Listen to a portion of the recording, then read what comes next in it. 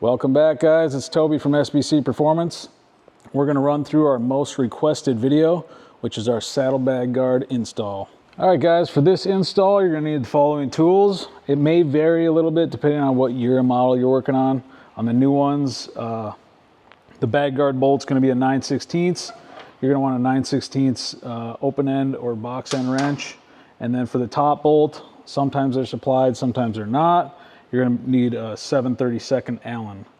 On the older models, the bottom one's going to be that T45, and the inside's still going to be a 9/16. So we're going to get started on this install. All right, guys, we're back. We basically just took out the saddlebags. That's pretty self-explanatory. You got to take off the seat. That's pretty self-explanatory too. Next step is you're going to cut the stock saddlebag support. Now, this one's already cut. Traditionally, it's going to round up and bolt right here. Any cutoff wheel, hacksaw, whatever you got laying around that can cut metal pretty straight, that's what we're going to suggest using. Remember, always protect your eyes. But cut that off, and then our new one will slide right over this. And for everybody always calling and asking where to cut that thing off, because we used to say 4 inches from the front. Well, it was a little weird to do with the bend and everything, so we're going to change it up, and you're going to measure from the back straight right to here, right about 17.5. So 17.5 inches from the back of the saddlebag support. You could even cut it at 18. Don't worry, you got some play in there. So it's not such a crucial cut. And now we're going to show you how we put on the saddlebag guards. All right, guys, here we are. We got our saddlebag guards, and we're ready for install. All you're going to do, this is directly after the cut.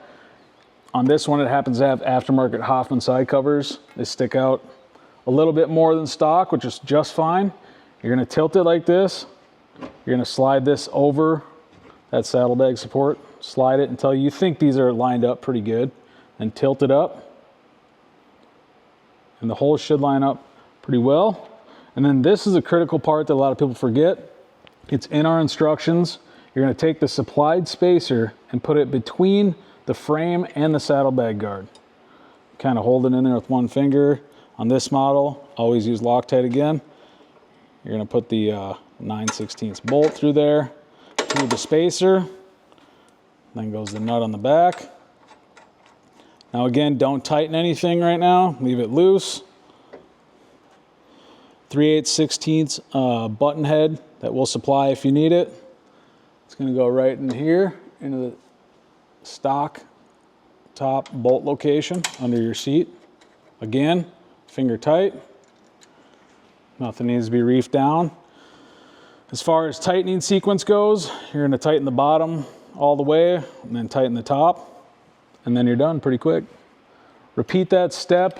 Everything we just did for the other side, identical. Obviously the bar is the only thing that's opposite. So, all right, guys, now that everything's tightened up, it's pretty simple. Just put the saddlebag back on, seat back on, and you're going to be fully protected. Now that we got the bag guards on, we put the saddlebag back on, and we put the seat back on, this thing's ready to rock. This is also the bike you seen in our previous video. We did the fronts on, so this thing's fully protected. If you like what you see, hit the link below and get yourself some paint protection. Till next time, we'll see you.